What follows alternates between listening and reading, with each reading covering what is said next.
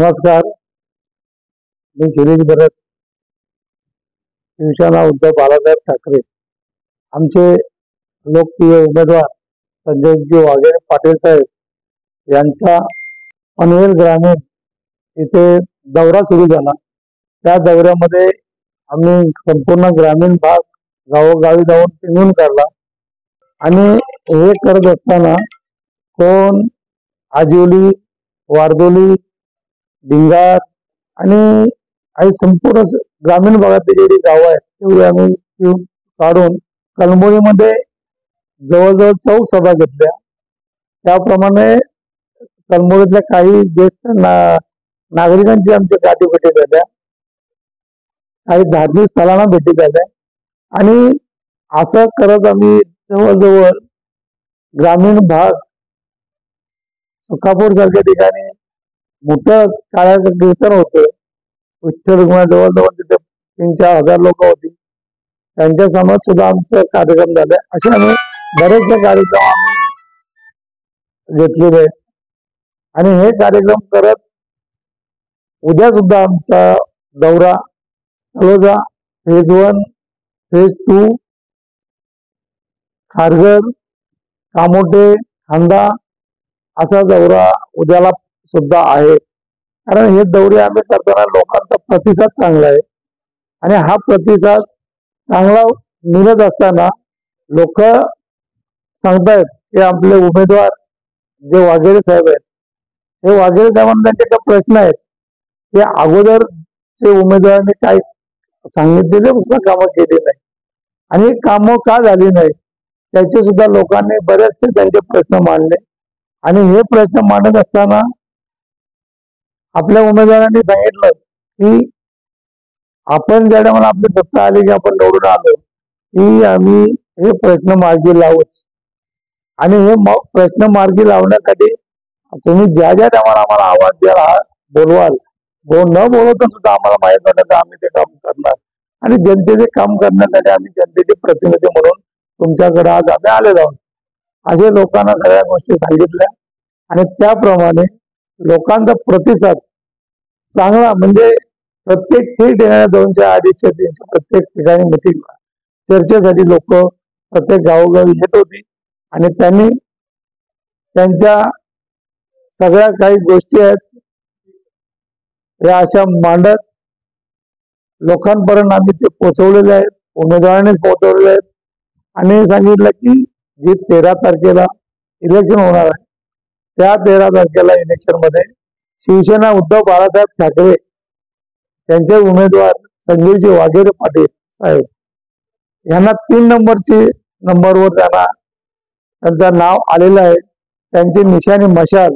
ह्या मशालीवर आपण मतपेटीमध्ये बटन दाबून त्यांना आपले मत द्यावं हे लोकांना जनतेसमोर आवाहन केलेलं आहे आणि लोकांनी त्याप्रमाणे असं पूर्ण प्रतिसाद पण दिला आणि त्यांनी योग्य ते लोकांनी सांगितल्याप्रमाणे आपले उमेदवार असे गावोगावी शहर ठिकाणी भेटी गाठी घेत आहेत। लोकांना याचा फार आनंद होतो की असं आम्हाला उमेदवार अगोदर भेटला नाही पण आता तुम्ही आलात, हे आमचे काम करा आणि लोकांचे शहरी भागामध्ये टॅक्सचा प्रश्न, पाण्याचा प्रश्न आहे, रोडचा प्रश्न आहे, तसे बरेच प्रश्न आहेत, सगळे वेगवेगळे प्रश्न लोकांनी त्यांच्यासमोर मांडले। अशा पद्धतीनं पाटीलचं स्वागत झालंय आणि निश्चितच आपल्याला या गावामध्ये प्रचारार्थ किंवा परत या ठिकाणी भेटण्यासाठी म्हणजे प्रचारासाठी येण्याची गरज वाटत नाही असं मला वाटतंय आणि निश्चितच म्हणजे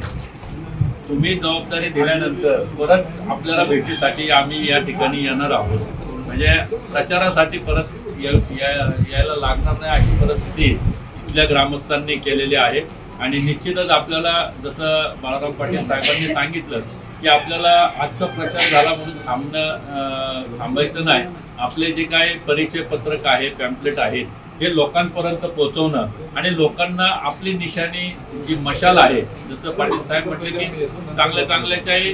मनामध्ये जे आपलं चिन्ह आहे ते राहिलेलं आहे तर ते चिन्ह कुठंतरी आपल्याला काढावं लागेल आणि मशाल त्या ठिकाणी आपल्याला मनामध्ये पोचवावी लागेल। यासाठी आपल्याला जास्त मेहनत या ठिकाणी करावं लागेल, कारण मशाल हे चिन्ह आपलं ओरिजिनल चिन्ह आहे। आपल्या ओरिजिनल शिवसेना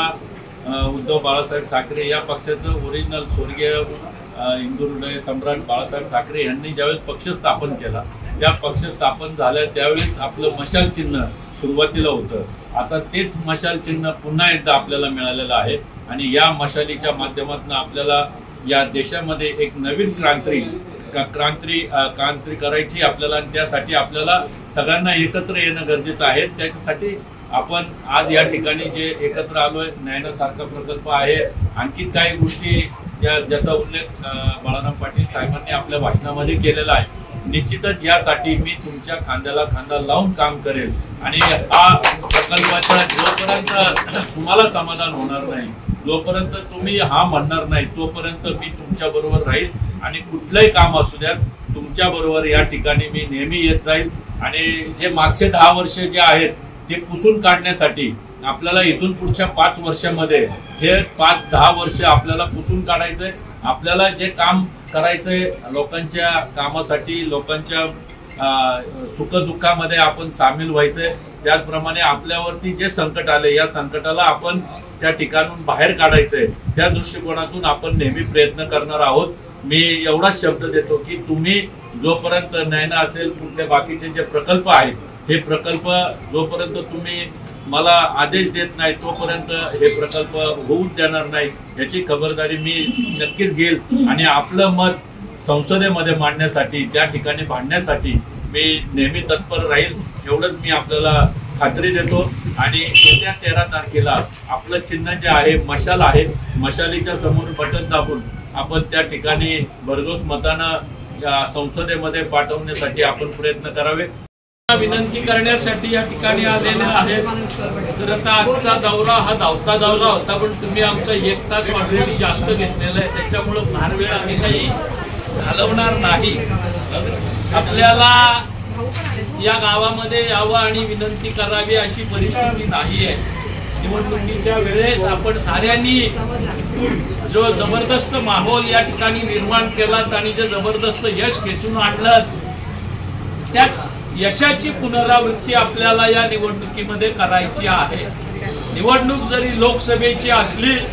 तरी आपल्याला काम मात्र ग्रामपंचायतीच्या निवडणुकीला जसं आपण केलेलं होतं त्या पद्धतीनंच करायचे आहे। आपण बघतो आपल्या ज्या जमिनी या ठिकाणी संपादित होत आहेत कोणच्या, जो मुद्दा आपण ऐरणीवर लावून धरल्यानंतर काही अंशाने आपल्या जमिनीच्या किमती वाढल्या, पण मार्केट व्हॅल्यू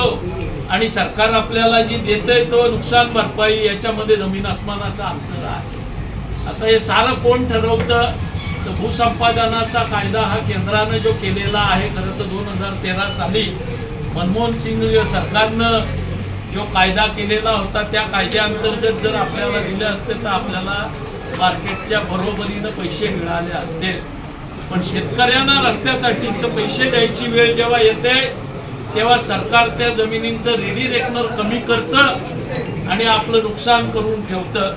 या ठिकाणी नयना असेल, MSRDC असेल, मुंबई ऊर्जा या ठिकाणी नाही, तो पलीकडच्या बाजूला मुंबई ऊर्जा आहे, या ठिकाणी विरार कॉरिडॉर आहे, या साऱ्यामध्ये ज्या वेळेला शेतकऱ्यांचं प्रचंड नुकसान भूसंपादनामध्ये होते त्यावेळेस ना आपले आमदार या विषयाला काही न्याय देण्याचा प्रयत्न करत, ना आपले खासदार आपल्याला कधी दिसत, अशी परिस्थिती आहे।